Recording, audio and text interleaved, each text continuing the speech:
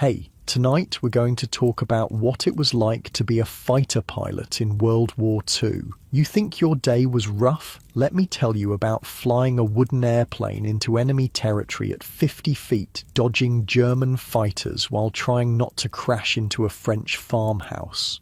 Spoiler, it wasn't great for your nerves.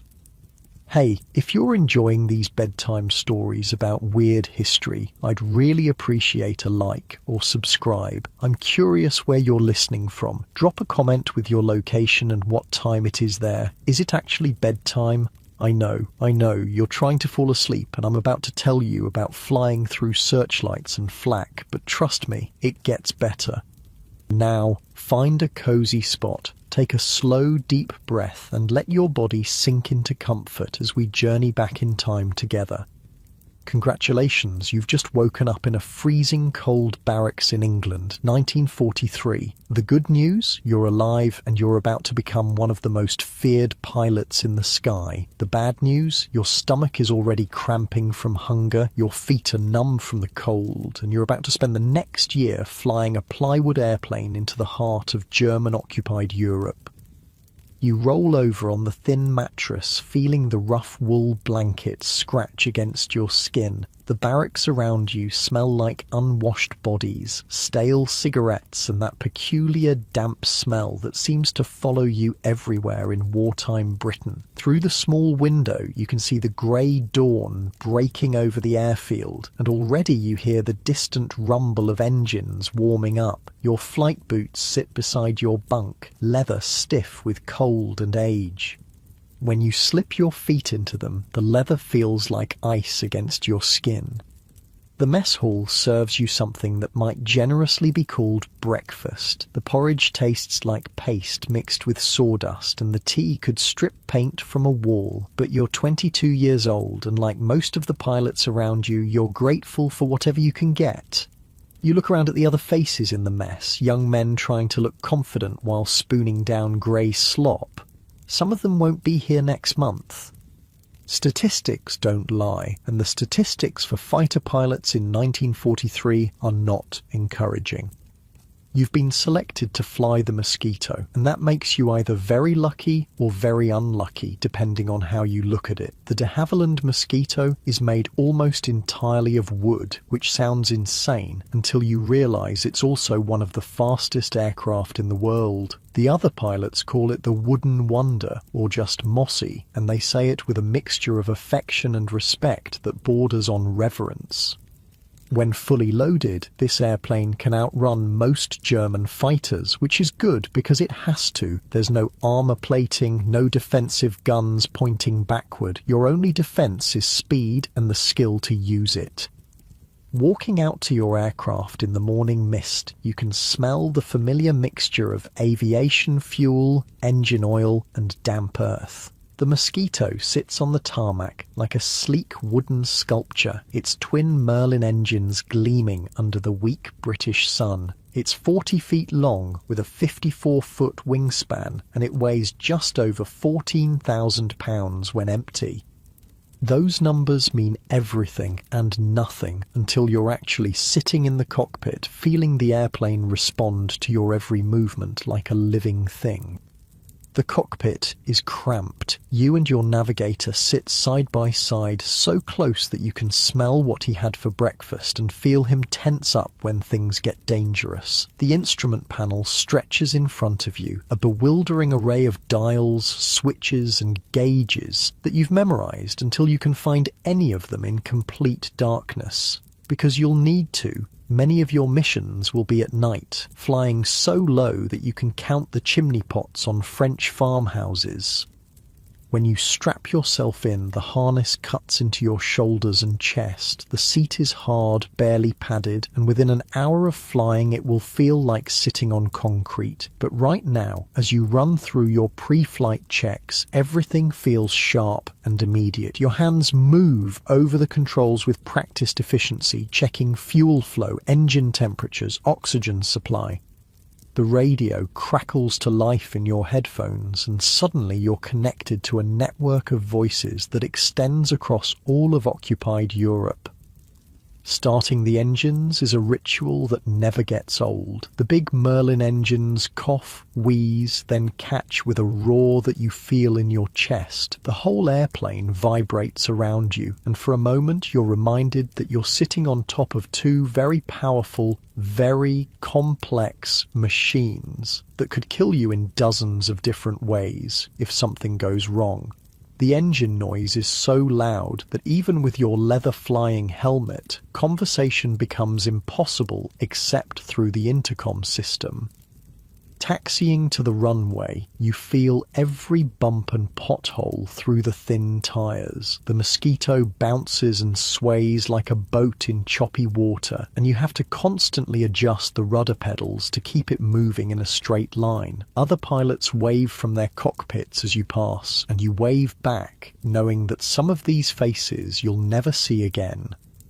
The control tower gives you clearance for takeoff, and suddenly the moment is here. You push the throttles forward and the Merlins roar to full power. The acceleration presses you back into your seat as the Mosquito gathers speed, the airfield rushing past in a blur of green grass and concrete. At 90 miles per hour, you pull back gently on the control stick, and the airplane lifts off the ground with the grace of a bird. Flying the Mosquito is unlike anything else in the world. The controls are so responsive that the airplane seems to read your mind. Think about turning left and the aircraft banks before you've even moved the stick. The wood construction gives it a flexibility that metal airplanes lack. And in turbulence, it bends and flexes rather than fighting the air. It's almost alive under your hands. But right now, you're just learning. Your early missions are training flights over the English countryside, learning to navigate by landmarks, practicing formation flying, getting used to the peculiar challenges of flying a wooden airplane. You learn that the Mosquito doesn't like to be rushed. Try to pull too many Gs in a turn, and the wooden structure will remind you of its limits with ominous creaking sounds. Push the engines too hard for too long, and the temperatures will climb into the red zone faster than you can say engine failure. Your instructor is a veteran pilot who's already completed one tour of operations and lived to tell about it. This makes him practically ancient at the age of 25, and he treats you with the patience of a man who's seen too many young pilots make fatal mistakes. The airplane will keep you alive if you treat it right, he tells you as you practice low-level flying over the Scottish Highlands. But it's not forgiving. Make a mistake down here, and you won't have time to make another one. Low-level flying is an art form that takes months to master. You learn to read the terrain ahead, to spot power lines and radio masts before they become a problem, to use hills and valleys to hide from radar. At 50 feet above the ground at 250 miles per hour, everything happens very fast. A momentary lapse in concentration, a split-second delay in reaction time, and you'll be nothing more than a smoking crater in a farmer's field. You practice navigation using nothing but your eyes and a map. No radio beacons, no electronic aids, just the skill to pick out landmarks and dead-reckon your way across hundreds of miles of hostile territory. You learn to identify German airfields from the air, to spot the telltale patterns of aircraft dispersal areas and the distinctive layout of anti-aircraft gun positions. Every piece of information might save your life someday. The navigation training is relentless. Your navigator sits beside you with his charts and instruments, calling out course corrections and keeping track of wind drift and ground speed. Together, you learn to work as a team, each anticipating what the other needs before it's asked for. In combat, this wordless communication will be the difference between life and death. As weeks turn into months, you accumulate flying hours and experience. You learn to fly in weather that would ground commercial aircraft, to navigate in clouds so thick you can't see your own wingtips, to land on airfields that are nothing more than strips of grass in the middle of nowhere. Your hands develop calluses from gripping the control stick, and your body adapts to the constant vibration and noise of the engines. The physical demands of flying are greater than you expected. The Mosquito is not a gentle airplane. The control forces are heavy, especially at high speed, and a long mission leaves your arms and shoulders aching. The noise level is constant and wearing, even with your helmet and earphones. After a 6-hour flight, your ears ring for hours afterward, and you find yourself asking people to repeat things they've said perfectly clearly. But there's also a peculiar beauty to it all, flying at dawn over the English countryside, watching the mist rise from rivers and valleys, seeing the world spread out below you like a living map. These moments of peace and beauty become more precious when you know that soon you'll be flying over landscapes where people are trying to kill you. Your training aircraft gradually accumulates the wear and tear of constant use. The wood and fabric covering shows patches and repairs, and the engines develop the quirks and personality that come with hundreds of hours of operation. You learn that the port engine runs slightly hotter than the starboard, that the radio has a tendency to crackle during turns to the left, that the landing gear makes a particular grinding noise that means everything is working properly. The other pilots in your squadron become your extended family. You share meals, jokes, fears, and the peculiar camaraderie that comes from facing death together on a regular basis. Some of them are veterans of the Battle of Britain, men who've already faced the German Air Force and lived to fight another day. Others are fresh from training, even newer than you, trying to learn the ropes without getting killed in the process. Evening briefings become routine. The intelligence officer spreads maps across the briefing room table and points out targets, weather conditions, enemy activity reports. You memorize route details, alternative landing fields, radio frequencies for emergencies. The information is vital, but it's also sobering. Every red mark on the map represents a place where someone is waiting to shoot you down.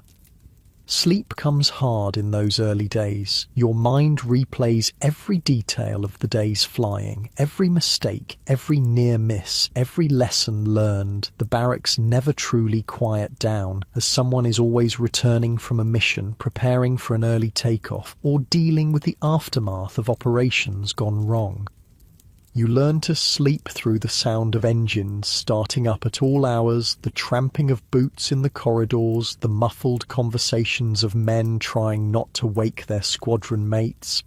Your body adapts to the irregular schedule of military flying. Breakfast at 4 a.m, missions at dawn, debriefing in the late morning, aircraft maintenance in the afternoon, more flying if the weather holds, meals come when they come, sleep when you can get it, and always the knowledge that tomorrow might bring something that will test every skill you've learned.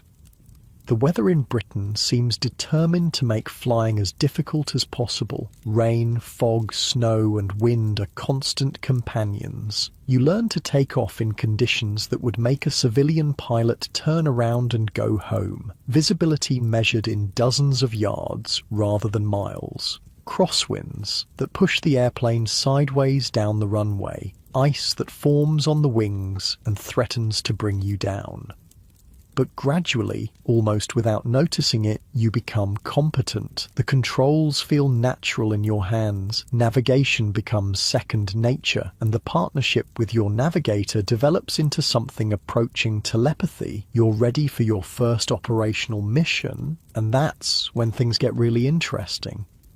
Because now they're going to send you into German-occupied Europe, where people are waiting to shoot you down with everything from fighter aircraft to farmers with shotguns. Your training is over and the real war is about to begin. Your first operational mission comes on a cold September morning in 1941. The briefing room smells like stale tobacco and nervous sweat as you study the target photographs spread across the wooden table. Tonight, you're going to attack a German airfield in occupied France. And the intelligence officer's matter-of-fact tone doesn't quite hide the fact that this is essentially a suicide mission with slightly better odds than usual. The target is here. he says, pointing to an aerial photograph that shows neat rows of aircraft parked beside concrete runways. Luftwaffe fighter base, approximately 40 miles inland from the French coast. Your job is to sneak in at low level, shoot up as many aircraft as you can find, and get out before their fighters can scramble. You nod along with the other pilots, but your stomach is doing backflips as you absorb the details. The route takes you across the English Channel at wave-top height, then inland through a maze of valleys and forests, using darkness and terrain to avoid German radar. If everything goes according to plan, you'll arrive over the target just before dawn, when the German pilots are least alert and most vulnerable. The good news is that the Mosquito is perfect for this kind of mission. The bad news is that if anything goes wrong, you'll be hundreds of miles from help, flying over territory where every person on the ground is either your enemy or too terrified to help you. You spend the afternoon preparing your aircraft with obsessive attention to detail. Every rivet, every control surface, every instrument gets checked and double-checked. Your navigator plots the route on his charts, measuring distances and calculating fuel consumption with the precision of a mathematician. The armourer loads your 4 20mm cannons with high-explosive shells designed to punch through aircraft skin and explode inside fuel tanks. As evening approaches, you pull on your flying gear with the ritualistic care of a knight donning armour. The thick sheepskin-lined jacket weighs heavy on your shoulders, but you know you'll need every bit of insulation once you climb to altitude. The leather flying helmet fits snugly over your head with built-in earphones that connect you to your navigator and the outside world. Your oxygen mask hangs loose around your neck, ready to be strapped on when you climb above 10,000 feet. Walking out to your aircraft in the gathering dusk, you can feel the nervous energy crackling through the squadron. Ground crews make final adjustments to engines and weapons, while pilots and navigators conduct their own pre-flight inspections. The Mosquito looks different in the dim light, more sinister somehow, its camouflage paint scheme blending into the shadows. Climbing into the cockpit, you're struck by how cramped everything feels when you're wearing full flying gear. The thick jacket restricts your movement, and the parachute pack digs into your back. Your navigator settles in beside you, charts and instruments arranged within easy reach. Together, you run through the pre-flight checklist with methodical precision, each item checked and confirmed. Starting the engines in near darkness is a leap of faith. The Merlins cough and wheeze before catching with their familiar roar, flames shooting briefly from the exhaust stacks. The whole aircraft vibrates around you, and you can feel the power waiting to be unleashed. Engine temperatures climb slowly in the cold air, and you wait patiently for everything to reach operating limits. Takeoff is routine until you realize it isn't. Once you're airborne and climbing into the darkening sky, the reality of what you're about to do settles over you like a heavy blanket. You're flying toward German-occupied territory with the intention of attacking heavily defended targets. And your survival depends entirely on speed, stealth, and more luck than any rational person should expect to have. The flight across England passes quietly. Below you, the countryside is blacked out for the war, with only occasional flashes of light from trains or vehicles violating the blackout restrictions. Your navigator keeps track of your position using landmarks that are barely visible in the darkness, cross-referencing compass headings with the steady passage of time. As you approach the English Channel, you begin your descent toward the water. This is where things get interesting. For the next hour, you'll be flying at 50 feet above the waves, low enough that German radar stations won't detect you until you're practically on top of them. The theory is sound. The practice is terrifying. At 50 feet above the channel, flying at 200 miles per hour in darkness, every sense in your body is screaming danger. The water below looks solid black, and your altimeter becomes the most important instrument in the cockpit. Too high, and you'll show up on enemy radar. Too low, and you'll fly straight into a wave and disappear without a trace. The darkness plays tricks on your eyes. What looks like a clear horizon turns out to be a wall of cloud. What appears to be empty sky ahead might hide another aircraft on a collision course. Your navigator calls out course corrections through the intercom, his voice steady despite the circumstances, and you make small adjustments to heading while fighting the constant temptation to climb higher where things feel safer. The Mosquito handles the low-level flying with surprising grace. The wooden structure flexes slightly in the turbulent air near the water's surface, absorbing the worst of the bumps rather than fighting them. But the concentration required is exhausting. Every muscle in your body stays tense, ready to react instantly to any change in the aircraft's attitude or the rapidly changing conditions ahead. Your hands grip the control stick with enough force to leave permanent indentations in the leather grip. Sweat runs down your back despite the cold, and your breathing comes in short, shallow gasps that fog up the inside of your oxygen mask. The engine noise is constant and hypnotic, a steady roar that drowns out almost everything else.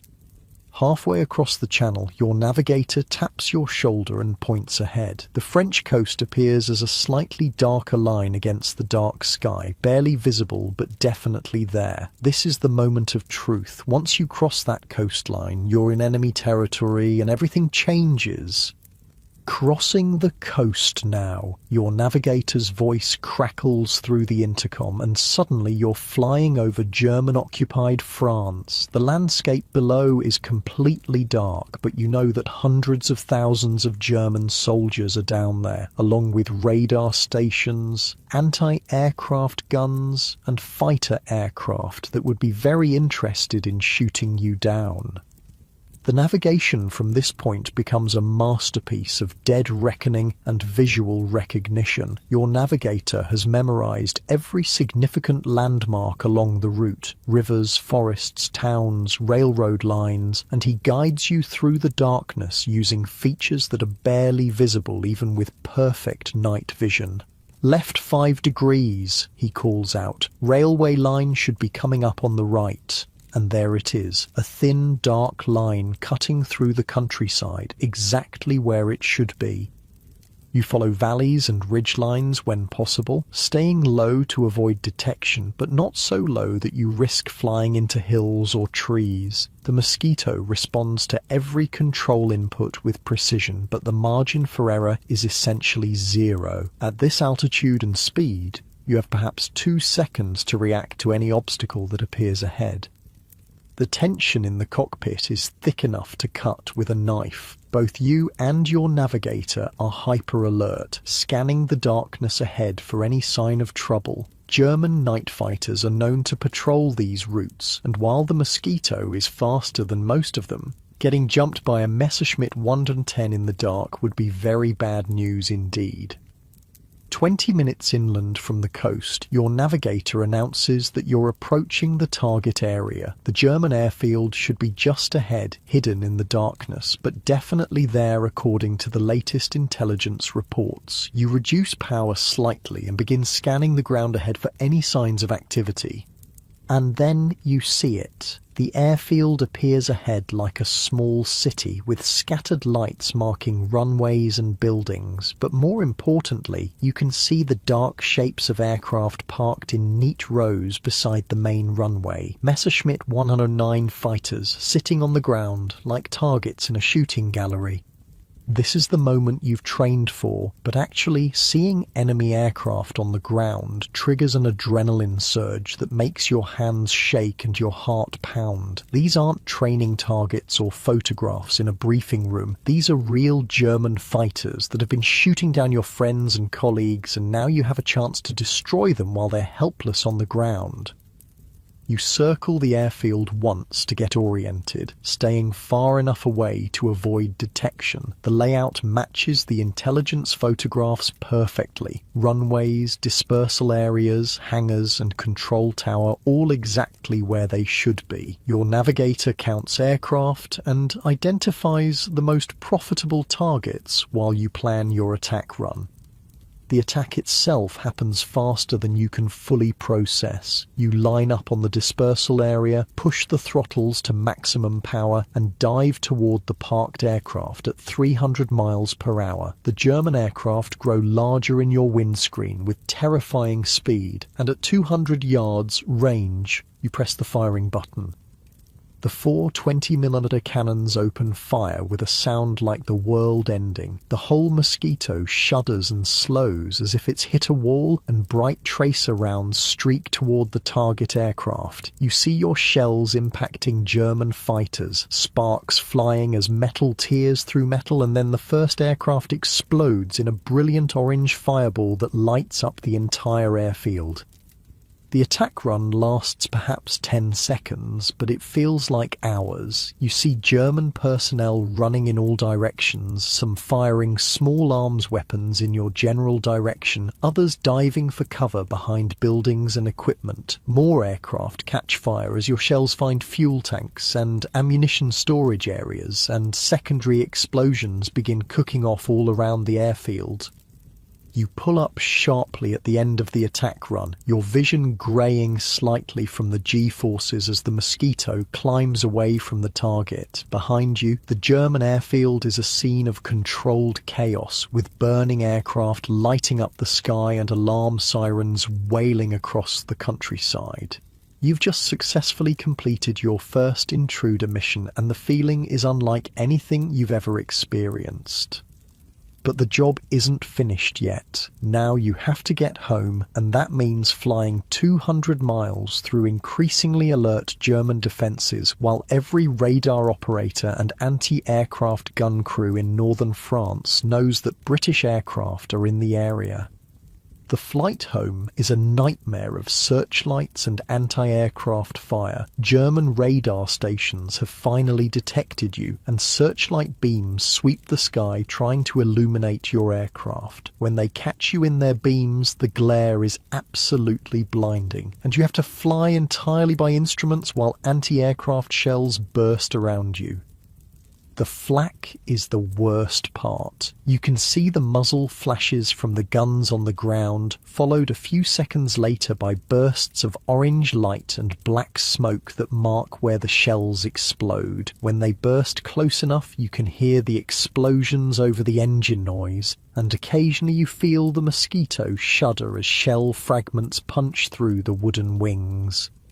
Your navigator calls out course changes to avoid the worst of the flak concentrations, but some of it is unavoidable. You weave and jink through the defensive fire, constantly changing altitude and direction to spoil the aim of the gun crews below. The Mosquito speed is your best defense. You're moving so fast that by the time the gunners spot you and train their weapons, you're already somewhere else. The French coast appears ahead like a promise of salvation, and you drop back down to wave-top height for the flight across the channel. Behind you, the sky over northern France is still lit up with searchlights and anti-aircraft fire as the Germans react to your attack. Other Mosquito crews are making their own attacks on different targets, and the whole area is in an uproar. The flight home across the channel is almost peaceful by comparison. The darkness that seemed so threatening on the way out now feels protective, hiding you from enemy eyes. Your navigator gives you a course for home, and you settle into the routine of long-distance flying, checking engine temperatures and fuel consumption while trying to process what you've just experienced. Landing back at your home base as the sun comes up feels surreal. Ground crews rush out to check your aircraft for damage, while you and your navigator climb stiffly out of the cockpit. Your legs are shaky from the adrenaline come down, and your hands won't stop trembling as you pull off your flying helmet. The debriefing session reveals that your attack was a complete success. Intelligence reports confirm that you destroyed at least 3 German fighters and damaged several others while suffering no casualties among the attacking force. It's the kind of result that makes senior officers very happy and ensures that you'll be doing this again very soon. But as you finally collapse into your bunk in the pre-dawn hours, exhaustion overwhelming the adrenaline, you realize that this was just the beginning. The war has years left to run, and every successful mission only means that you'll be sent on more dangerous ones. The survival statistics for intruder pilots are not encouraging, and you're going to be testing those odds over and over again. Your body finally relaxes into the thin mattress, muscles aching from hours of tension and concentration. Outside, you can hear other aircraft returning from missions, engines winding down as crews complete their own small victories against impossible odds. Tomorrow will bring new briefings, new targets, and new opportunities to test your luck against German defences. But for now, you're alive, your aircraft is intact, and somewhere in occupied France there are 3 fewer German fighters that will never threaten Allied bombers again. It's enough to let you sleep, at least until the next mission briefing. By early 1944, your night intruder missions have become routine, but now they're asking you to do something completely different. Instead of sneaking around in the dark, you're going to fly precision bombing missions in broad daylight. The target this time isn't a German airfield or supply depot. It's a prison in northern France where over 100 French resistance fighters are scheduled to be executed tomorrow morning.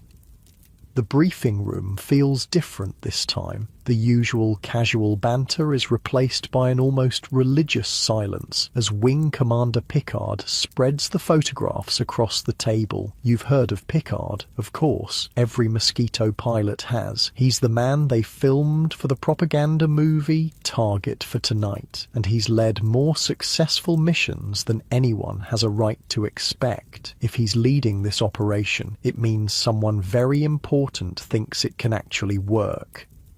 Operation Jericho, Picard announces, his voice carrying the weight of absolute authority. We're going to break open a prison. The aerial photographs show a rectangular building surrounded by high walls, sitting in the middle of farmland like a grey stone island. It looks impossibly small from the air, and you realise with growing dread that you're expected to hit specific sections of those walls with surgical precision. The plan is audacious beyond belief. 19 Mosquito fighter bombers will attack in 3 waves, with each wave targeting different parts of the prison structure. The first wave will blow holes in the outer walls. The second wave will destroy the guards' quarters. The third wave will attack the inner walls where the prisoners are held. The timing has to be perfect, the bombing absolutely precise, and all of this while German fighters scramble to intercept you. Your navigator bends over the maps with intense concentration, measuring distances and calculating approach angles. The prison sits beside a straight Roman road that runs for miles through the French countryside, providing a perfect lead-in for the bombing run. But it also means you'll be flying straight and level for several minutes while German anti-aircraft gunners have plenty of time to line up their shots. The weather briefing is both good news and bad news. Clear skies will give you perfect visibility for the precision bombing, but it also means German fighters will have no trouble finding you. The wind is light, which helps with bombing accuracy, but there's a front moving in from the Atlantic that could complicate the return flight. You spend the morning going over every detail of the mission until you could fly it in your sleep. The approach route, the bombing altitude, the escape path back to the channel. Your navigator has memorized every landmark between England and the target, and you've practiced the actual bombing run so many times that your hands move automatically through the sequence. The Mosquito feels heavier than usual as you taxi out for takeoff. Instead of the usual night intruder load of cannon ammunition, you're carrying two 500-pound delayed action bombs in the internal bomb bay. The bombs are fitted with 11-second delay fuses, just enough time for you to get clear before they explode, in theory. Formation takeoff with 18 other Mosquitoes is controlled chaos. Aircraft spread across the airfield, engines warming up in sequence, and then the gradual parade of departures as each crew gets clearance from the control tower. You fall into position behind Pickard's aircraft, close enough to see him and his navigator silhouetted in their cockpit, far enough away to avoid a collision if someone makes a mistake. The flight across the channel is routine until it isn't. Flying in broad daylight, you can see for miles in every direction, but that also means German radar stations are tracking your formation from the moment you leave the English coast. Radio chatter on the German frequencies indicates that fighters are already scrambling to intercept you, and suddenly this precision bombing mission has turned into a race against time. Your navigator keeps up a steady stream of navigation updates as the French coastline grows larger ahead. The Mosquito formation maintains perfect discipline, each aircraft holding its assigned position, while 19 separate crews run through their own mental preparations for what's coming next. You check your oxygen mask connection, adjust your seat harness, and run through the bombing sequence one more time. Crossing into French airspace, the landscape below is winter-brown fields and bare trees dotted with small villages that look peaceful from 5,000 feet. But you know that German observers are already telephoning reports of your formation to fighter control centers, and somewhere ahead German Focke-Wulf 190s are climbing to intercept altitude. The Roman road appears exactly where it should be, a straight line cutting through the countryside like a navigator's dream. Pickard leads the formation into line-astern formation, and suddenly you're following a trail of Mosquitoes toward a target that's still invisible ahead. Your pulse quickens as you realize this is really happening. You're about to attempt precision bombing of a building that's surrounded by friendly prisoners. The prison materializes ahead like something from a nightmare. Grey stone walls surrounding rectangular buildings with guard towers at each corner and what looks like a church parade ground in the center courtyard. Through your windscreen, you can actually see people moving around inside the walls. Tiny figures that represent both the guards you're trying to neutralize and the prisoners you're trying to save. Pickard's first wave drops toward the target at what seems like suicidal speed. You watch their bombs fall away from the aircraft and streak toward the outer wall of the prison. The bombs disappear into the structure, and for 11 seconds, nothing happens. Then the entire northeastern wall erupts in a column of smoke and debris that rises hundreds of feet into the air.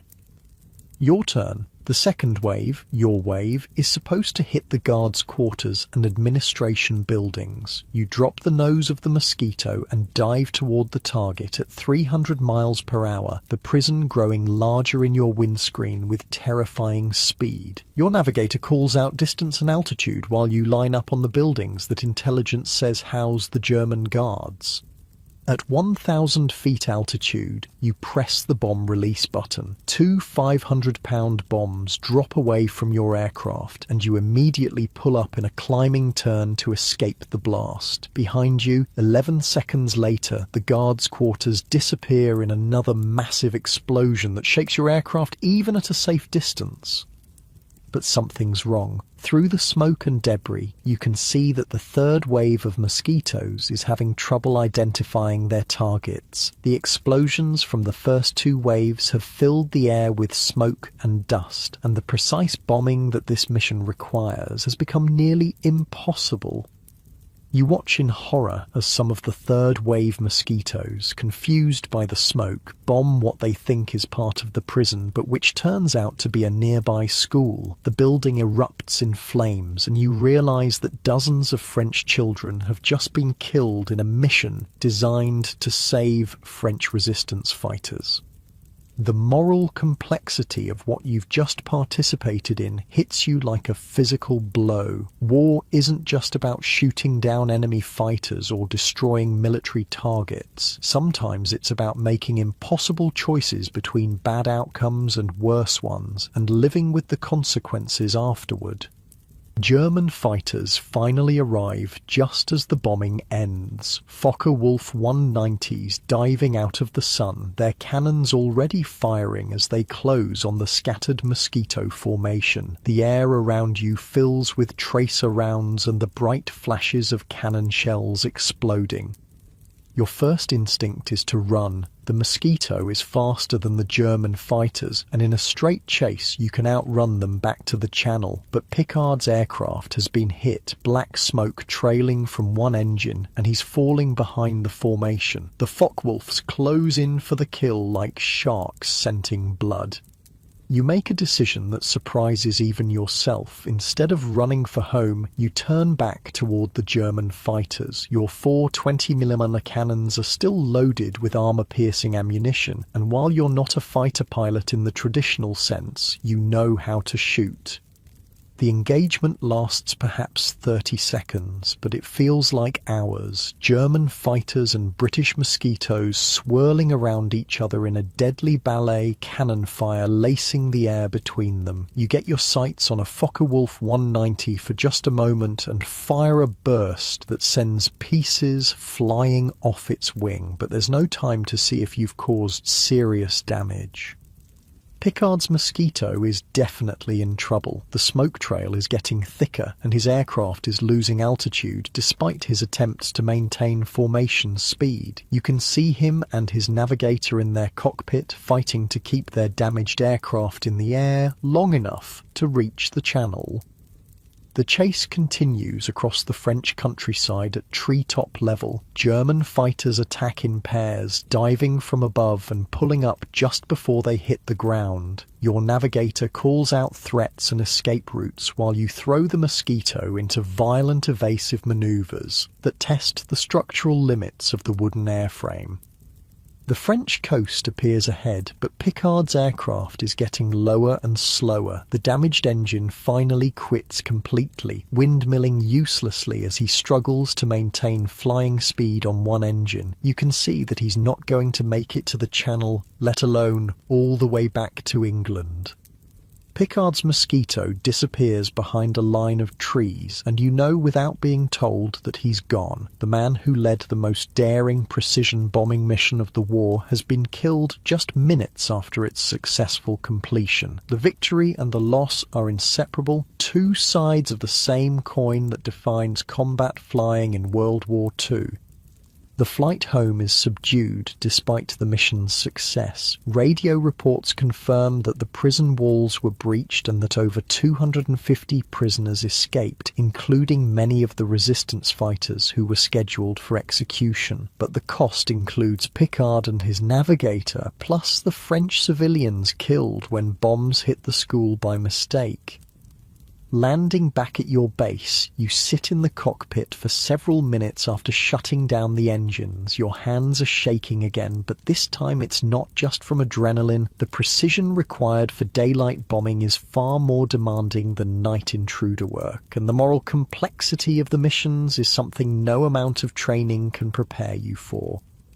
The debriefing session is thorough but subdued. Intelligence officers want to know exactly which buildings were hit, how many bombs found their targets, what the German fighter response was like. But everyone in the room knows that the most important question can't be answered by any debriefing. Was it worth it? Did the lives saved justify the lives lost? That evening, you write a letter home that you'll never send. How do you explain to your family what it feels like to drop bombs on a building that contains both enemies and friends? How do you describe the split-second decisions that determine who lives and who dies? How do you find the words for experiences that exist outside normal human comprehension? Your navigator finds you in the mess hall, staring at a cup of tea that's gone cold while you wrestle with thoughts that have no easy answers. He doesn't say anything, just sits down across from you and lights a cigarette. After a while, he mentions that there's another mission briefing scheduled for tomorrow morning, a German rocket site in northern France that needs to be destroyed before it can launch flying bombs at London.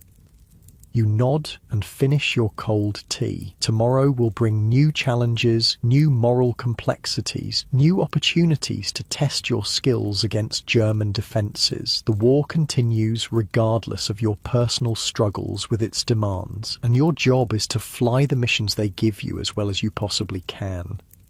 But tonight, lying in your narrow bunk, listening to the wind rattle the windows of the barracks, you think about Picard and his navigator, about French school children who died because of targeting mistakes, about resistance fighters who lived because 19 Mosquito crews were willing to attempt the impossible.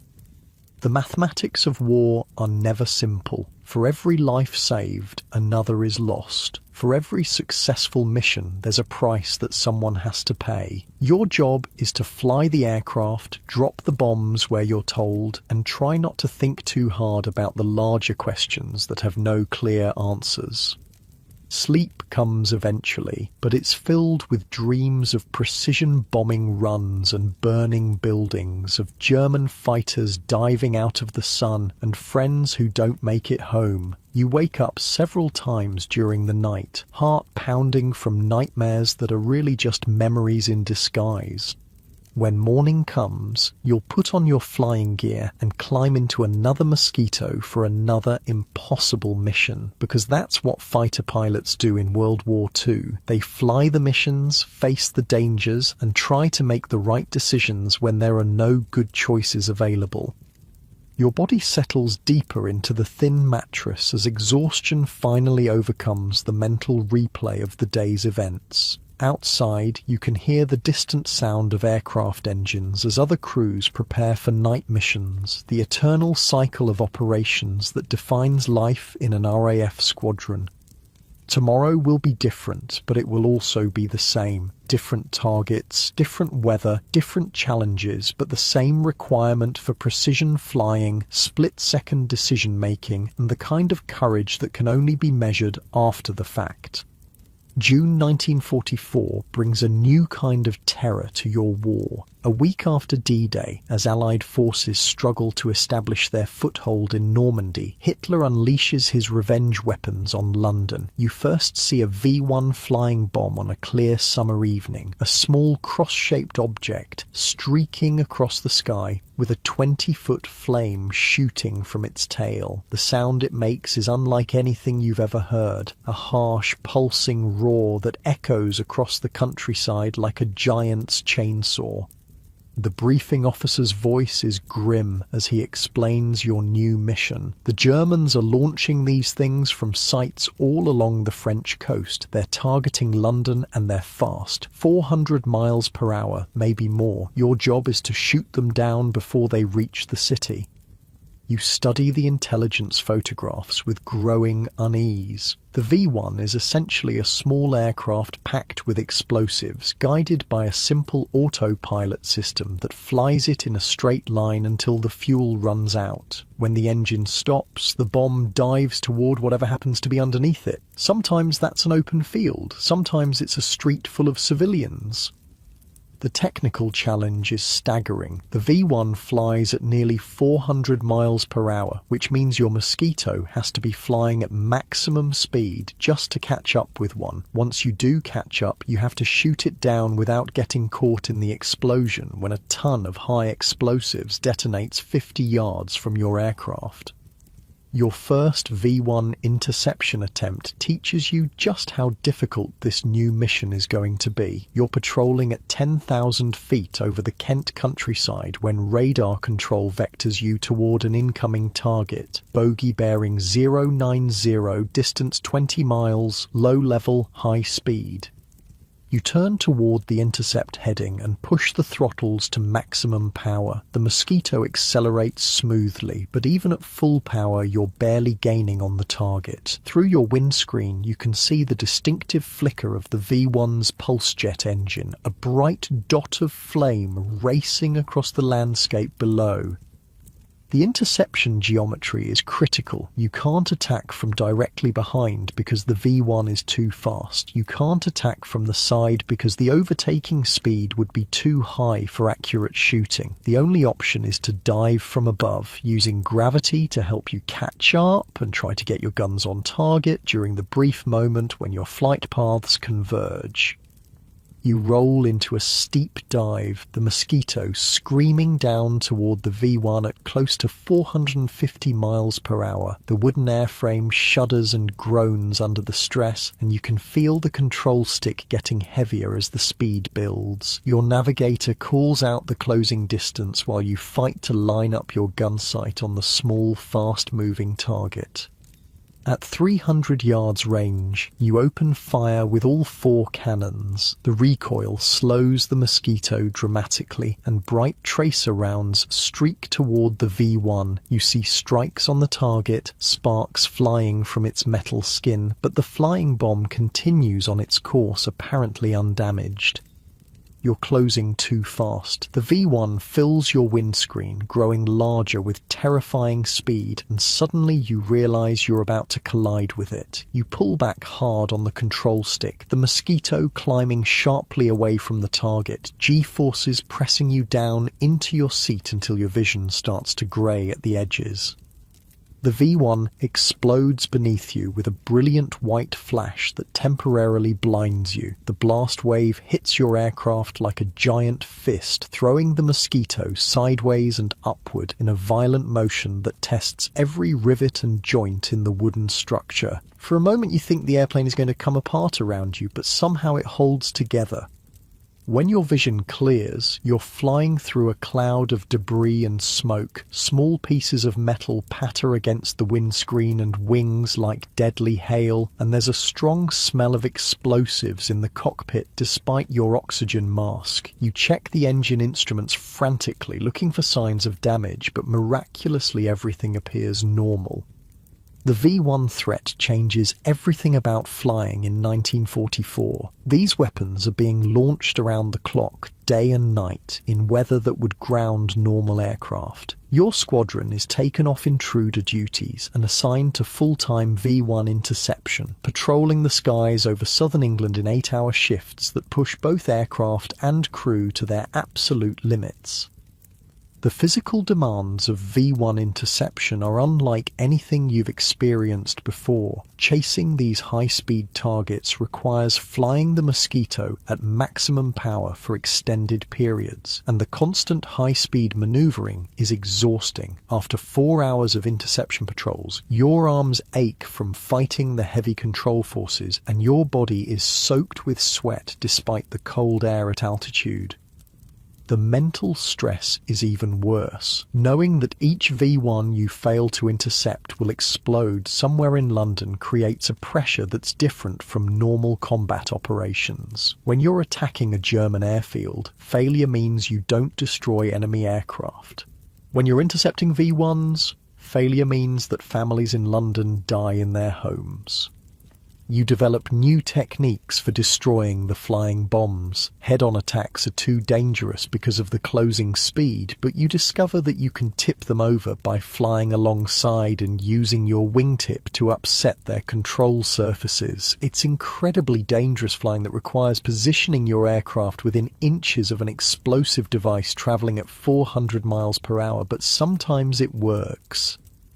The successful tip-over maneuver is a thing of beauty when it works properly. You approach the V1 from slightly above and behind, matching its speed exactly, then ease your wingtip under its wingtip. A gentle nudge is enough to upset the simple gyroscopic guidance system, sending the flying bomb into a spiral that ends with it crashing into an empty field instead of reaching its target. But more often, you have to destroy them with gunfire, and that means flying directly into the explosion. You learn to time your attacks so that the V1 explodes while you're pulling up and away, using every bit of the Mosquito's performance to get clear of the blast. Even so, your aircraft accumulates damage from debris and blast effects, with fabric patches and metal plates covering holes punched by flying fragments. The summer of 1944 becomes a blur of high-speed chases across the English countryside. You patrol the same routes day after day, vectored by ground control toward incoming V1s with monotonous regularity. Some days you shoot down 3 or 4, other days the flying bombs sneak through undetected and you hear about the explosions on the BBC Evening News. Your navigator keeps careful records of your interceptions, plotting each successful engagement on a map of southern England. The pattern that emerges shows the deadly efficiency of the German V1 campaign. Most of the flying bombs are aimed directly at central London, following flight paths that take them over the most densely populated areas of the city. The autumn weather makes V1 interception even more challenging. Low clouds and poor visibility hide the flying bombs until they're almost impossible to intercept, and the shorter days mean that most of your patrols are flown in darkness. Night interception of V1s is a nightmare of radar vectors and split-second reactions, with the additional hazard of collision with other British aircraft. Your most successful V1 engagement comes on a clear October morning when radar control vectors you toward a formation of 3 flying bombs approaching the Kent coast. Multiple targets mean multiple opportunities, but also multiple chances for things to go wrong. You approach the first V1 from a high-side attack, diving down from 12,000 feet to intercept altitude. The gunfire that destroys it also puts you directly in the path of the second V1, forcing you into violent evasive maneuvers that leave you disoriented and struggling to regain control. Your navigator talks you back onto the second target, his calm voice cutting through the chaos of high-speed flight. Target bearing 270, 2 miles, same altitude. You roll out on the intercept heading just as the second V1 passes directly in front of you, close enough to see the crude welding marks on its metal skin. The deflection shot that destroys the second V1 is pure instinct rather than calculated gunnery. You fire a brief burst just ahead of the target's nose, and the flying bomb flies directly into the stream of cannon shells. The explosion is so close that you can feel the heat through the cockpit canopy, and the blast wave flips your aircraft onto its back before you can react. Recovering from the inverted position takes precious seconds, and when you finally roll upright, the third V1 is nowhere to be seen. Your navigator picks it up on his charts, tracking its progress toward London while you struggle to catch up. The chase becomes a desperate race across the southern suburbs, with the V1 maintaining its lead despite your best efforts. You finally catch the third flying bomb over the outskirts of London, but by then it's too close to the city for safe interception. The explosion, when you finally destroy it, shatters windows for miles around and adds another crater to the London landscape. It's a successful interception by the technical definition, but seeing the destruction below makes it feel more like a failure. The psychological toll of V1 interception becomes apparent as the summer turns to autumn. Pilots who seemed unshakable during night intruder operations begin showing signs of stress and fatigue. The constant pressure of high-speed interception, combined with the knowledge that civilian lives depend on your success, creates a mental burden that's different from normal combat operations. Sleep becomes elusive despite your exhaustion. You lie in your bunk, replaying interception attempts, analysing what went right and what went wrong, calculating how many V1s might have gotten through while you were attacking others. The sound of the pulse jet engines invades your dreams, that harsh mechanical roar that signals another flying bomb heading for London. Your aircraft maintenance crew works around the clock to keep the Mosquitoes operational, despite the constant damage from blast effects and debris. Every aircraft in the squadron shows signs of V1 encounters: patched holes, replaced panels, new pieces of equipment to replace items destroyed by explosion fragments. The wooden structure that makes the Mosquito so effective also makes it vulnerable to the kind of damage that flying through explosions inevitably causes. The winter of 1944 brings new challenges as the Germans modify their V1 tactics. Some flying bombs are launched at night, their flame trails barely visible against the dark sky. Others fly at different altitudes, forcing you to patrol at multiple levels simultaneously. A few are fitted with crude evasive maneuvers that make them harder to intercept. Your 100th V1 interception comes on a cold December morning, a routine engagement that feels exactly like your first one 6 months earlier. The flying bomb appears on radar, you're vectored to the intercept, and you shoot it down with a textbook attack from the high quarter. But instead of satisfaction, you feel only exhaustion and the knowledge that there will be 101st and 102nd and as many more as it takes until the war finally ends. The statistics tell the story of your squadron's success. Over 6 months of V1 operations, your unit has destroyed nearly 200 flying bombs, each one representing dozens of London civilians who didn't die in their homes. But the cost in aircraft and crew has been substantial, with the constant high-speed flying and explosion damage taking its toll on both men and machines. By early 1945, the V1 threat is diminishing as Allied ground forces overrun the German launch sites in France and Belgium. Your squadron is gradually transferred back to intruder operations, attacking the remaining German airfields and supply lines as the Wehrmacht retreats toward the homeland. But the transition back to normal combat operations feels strange after months of V1 interception. Flying at normal speed seems almost leisurely after spending so long at maximum power, and attacking stationary targets on the ground lacks the immediate urgency of chasing flying bombs across the English countryside. The V1 campaign taught you lessons about flying that no peacetime pilot could ever learn. You've pushed the Mosquito to its absolute performance limits and beyond, discovering capabilities that even the designers didn't know existed. You've flown through explosions that should have destroyed your aircraft and survived high-speed encounters that left other pilots as smoking craters in the countryside. More importantly, you've learned about the relationship between technical skill and moral responsibility. Every successful V1 interception represented not just flying ability, but the lives of people you would never meet. Families who went to sleep safely because you managed to shoot down a flying bomb before it reached their neighborhood.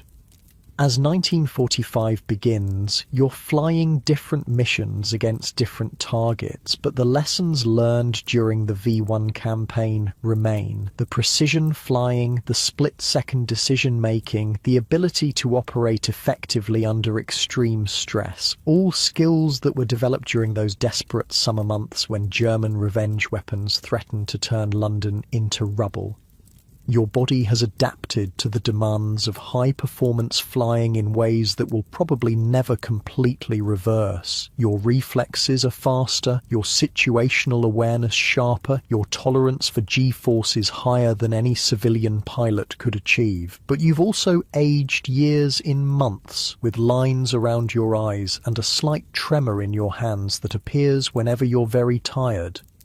The war is winding down, but for now you continue flying the missions they assign you, knowing that each successful sortie brings the end a little bit closer. German resistance is weakening, their aircraft are running out of fuel, and their pilots are increasingly inexperienced boys who pose little threat to veteran crews like yours. But you also know that the war isn't over yet, and that complacency in combat flying is usually fatal. So you continue to approach each mission with the same careful preparation and professional execution that kept you alive through the darkest days of the V1 campaign. Spring 1945 feels different from all the springs that came before it. The war is clearly ending, and even the most pessimistic intelligence reports suggest that German resistance is collapsing. Your missions now take you deep into Germany itself, attacking airfields where fuel shortages have grounded most of the remaining Luftwaffe fighters. The landscape below shows the devastation of total war. Bombed cities, abandoned vehicles, refugees streaming along destroyed roads. Your final combat mission comes on a warm April morning, 3 weeks before the war officially ends. The target is a small airfield near Munich, where intelligence reports suggest a few German jets might still be operational. You approach the target area through scattered clouds, your navigator calling out landmarks in countryside that looks peaceful despite the massive upheaval happening across Europe. The German airfield appears ahead, but it's clearly abandoned. No aircraft visible on the runways, no signs of activity around the buildings, no anti-aircraft fire rising to meet you. You circle the field once out of habit, looking for targets that aren't there, then turn for home without dropping a single bomb. It feels anticlimactic after years of dangerous missions, but perhaps that's appropriate. Wars don't end with dramatic final battles. They just fade away when one side runs out of the will to continue fighting. The flight home takes you over Bavaria and Austria, regions that were once the heart of the German war machine, but now show only destruction and abandonment. Cities reduced to rubble, factories standing empty, transportation networks completely severed. From your cockpit at 10,000 feet, you can see the scope of the devastation that total war has brought to Central Europe. But you also notice something else during that final mission. The constant tension that has been your companion for 3 years is finally beginning to ease. Your shoulders aren't permanently hunched against expected attack. Your eyes aren't constantly scanning the sky for enemy fighters. For the first time since 1942, flying feels more like flying and less like barely controlled violence. V-Day arrives on May 8, 1945, and you're sitting in the squadron dispersal hut when the official announcement comes over the radio. The war in Europe is officially over. The words hang in the air for a moment, and then someone starts laughing. Not with humour, but with the kind of exhausted relief that comes when an impossible burden is finally lifted. The celebration that night is subdued despite the magnitude of what you've all accomplished. Too many empty chairs in the mess hall, too many names on the memorial board, too many friends who didn't live to see this day. You raise a glass of warm beer to absent friends, and the toast echoes around the room with a mixture of triumph and melancholy that captures the complex emotions of survival. That night, lying in your bunk for what you know will be one of the last times, you try to process what you've experienced over the past 3 years. Hundreds of combat missions, dozens of enemy aircraft destroyed, thousands of miles flown over hostile territory. The numbers seem abstract, but the memories are vivid. The smell of cordite and aviation fuel, the feeling of G-forces during violent evasive maneuvers, the sight of tracer rounds streaking past your windscreen. You've learned things about yourself that no peacetime experience could have taught you. You know exactly how you react under extreme stress, how much fear you can tolerate before it becomes paralyzing, how to make life or death decisions in fractions of seconds. You've discovered physical capabilities you didn't know you possessed and mental resilience that surprises even you. But you've also paid a price that will take years to fully understand. Your hearing is permanently damaged from years of engine noise. Your night vision has been affected by countless hours of flying in darkness. Your hands sometimes shake when you're very tired, a reminder of the constant stress your nervous system has endured. The transition to civilian life begins almost immediately. Within weeks of VE Day, the squadron is disbanded and the aircraft are flown to storage facilities where they'll be dismantled or sold as surplus. The Mosquito that carried you through dozens of combat missions is reduced to a serial number on a disposal list, its wooden structure destined for scrap or perhaps conversion to civilian use. Saying goodbye to your navigator is surprisingly difficult. You've shared experiences that can't be explained to people who weren't there, and developed a working relationship based on absolute trust under the most dangerous circumstances imaginable. You exchange addresses and promises to stay in touch, but you both know that civilian life will probably take you in different directions. The demobilization process is efficient but impersonal. Medical examinations, paperwork, interviews with officers who want to know your post-war plans. The Royal Air Force has invested considerable time and money in your training, and they're curious about whether you'll consider staying in the service. But the prospect of peacetime flying seems impossibly mundane after years of combat operations. You return to civilian life with skills that have no obvious peacetime application. You can navigate by dead reckoning across hundreds of miles of hostile territory, but struggle to find your way around a city that's changed while you were away. You can make split-second decisions under extreme stress, but find yourself paralyzed by simple choices like what to order for dinner. Sleep remains difficult long after the war ends. Your body has been conditioned to wake at the slightest unusual sound, and the hypervigilance that kept you alive in combat doesn't simply switch off when the fighting stops. You find yourself automatically scanning the sky whenever you hear aircraft engines, and loud noises trigger reflexive defensive reactions that embarrass you in social situations. Employment proves challenging despite your technical qualifications. Few civilian employers understand what military pilots actually do, and even fewer have jobs that match your experience level. You eventually find work with a small airline, flying converted military transports on domestic routes that seem almost laughably safe compared to wartime operations. The civilian flying is monotonous but somehow comforting, following published airways, communicating with air traffic control, landing at proper airports with concrete runways and approach lighting systems. No one shoots at you, no enemy fighters appear suddenly out of cloud formations, no searchlights sweep the sky looking for your aircraft. But you miss the Mosquito. Commercial aircraft are safer and more comfortable, but they lack the responsive handling and raw performance that made the Mosquito such a joy to fly. The wooden fighter bomber was an extension of your will, responding to the slightest control input with precision and grace. Civilian aircraft feel heavy and sluggish by comparison.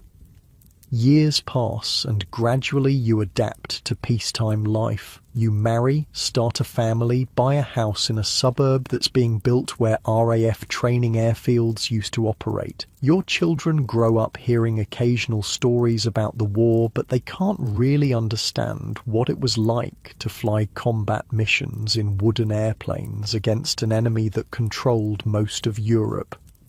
Occasionally, you encounter other Mosquito veterans at aviation gatherings or military reunions. There's an immediate recognition between you, a shared understanding that doesn't require words. You can identify other combat pilots by the way they automatically check the weather before making any plans, by their unconscious habit of noting the location of emergency exits, by the particular way they listen to aircraft engines.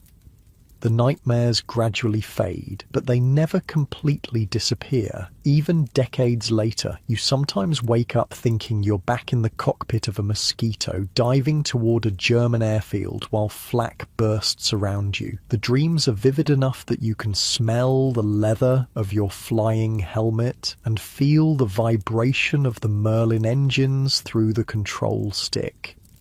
As you grow older, you become more aware of how few Mosquito crews actually survived the war. The statistics that seemed abstract during combat become personal as you realize how many of your contemporaries didn't live to see peacetime. You're part of a shrinking group of men who experienced something that can't be replicated or fully explained to people who weren't there.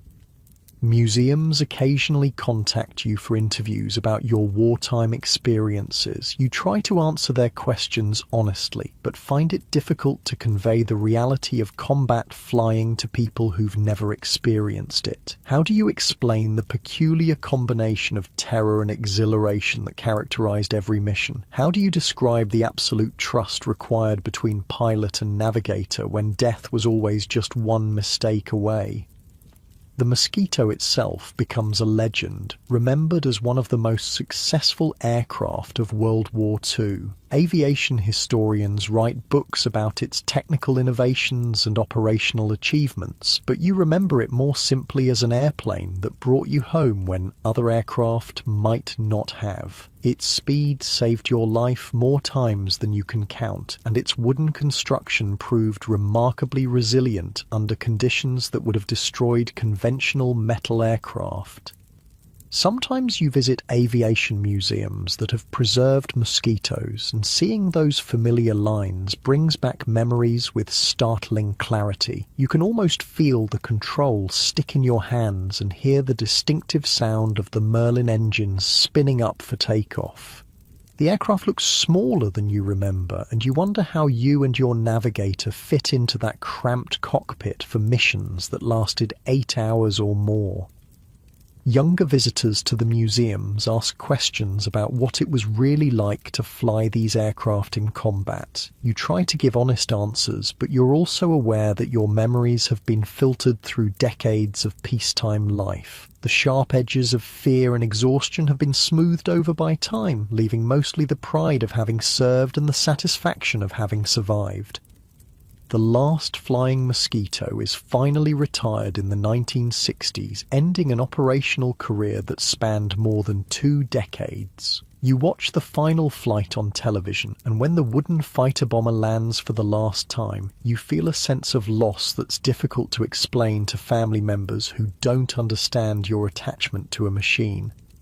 Your grandchildren grow up in a world where the Second World War is ancient history, something they study in school but can't really imagine. They know their grandfather was a pilot during the war, but to them it's just another fact about the distant past. They can't conceive of a time when German bombers attacked London every night, or when young men climbed into wooden airplanes to attack heavily defended targets with no guarantee they'd ever come home. As you enter your final years, you find yourself thinking more often about the friends who didn't survive the war. Their faces remain young in your memory while you've grown old, and sometimes you wonder what they might have accomplished if they'd lived to see peacetime. The debt you owe to their sacrifice is something you've carried for decades, and it influences every major decision you make in civilian life. The physical effects of wartime flying become more noticeable as you age. Your damaged hearing requires hearing aids, and your night vision is poor enough that you stop driving after dark, but your hands remain steady, and when you demonstrate aircraft controls to curious museum visitors, the muscle memory of decades-old training returns with surprising clarity. Your children and grandchildren eventually understand that your wartime experiences shaped everything about your post-war life. Your insistence on mechanical reliability, your habit of maintaining emergency supplies, your reluctance to waste food or fuel, all traces of lessons learned when shortage and mechanical failure meant the difference between life and death. The stories you tell become family legend, passed down to grandchildren who repeat them to their own children. But you know that something essential is lost in each retelling, that the reality of combat flying can't be captured in words. The fear, the cold, the exhaustion, the split-second decisions, the absolute dependence on machinery and teamwork, these things can only be truly understood by people who experience them firsthand. Late at night, when sleep doesn't come easily, you sometimes find yourself mentally flying old missions. The routes are still clear in your memory. The channel crossing at 50 feet, the navigation landmarks that guided you through hostile territory, the final approach to targets that were heavily defended by people who wanted to kill you. But mostly, you remember the good parts, the satisfaction of a mission completed successfully, the relief of landing safely after a difficult operation, the camaraderie of crews who trusted each other with their lives. The Mosquito was a remarkable aircraft, flown by remarkable people during a time when the world's future hung in the balance. As you finally drift towards sleep, your body settling into the comfortable mattress that bears no resemblance to those thin wartime bunks, you're grateful for the life you've been able to live. The war took 3 years of your youth, but it gave you experiences and friendships that defined everything that came afterward. The young man who climbed into a wooden fighter bomber in 1942 could never have imagined the world that emerged from that conflict, but he did his part to shape that world, flying dangerous missions with skill and courage when it mattered most. The aircraft are gone now. The squadrons disbanded, the airfields converted to other purposes, but the memory of what was accomplished in those desperate years remains, carried forward by the few who were there and lived to tell about it. Your breathing slows as sleep finally comes, and in your dreams you're young again, flying a Mosquito through clean air toward a horizon full of possibilities. The engines run smoothly, the wooden wings flex gently in the turbulence, and ahead lies another day when courage and skill might make all the difference in the world. So next time you can't sleep because your neighbour's too loud, remember the fighter pilots who flew wooden airplanes into the heart of enemy territory, guided only by skill, courage, and the hope that their sacrifices might help build a better world. They found peace in the most dangerous circumstances imaginable, and their example reminds us that rest is something to be grateful for, not taken for granted.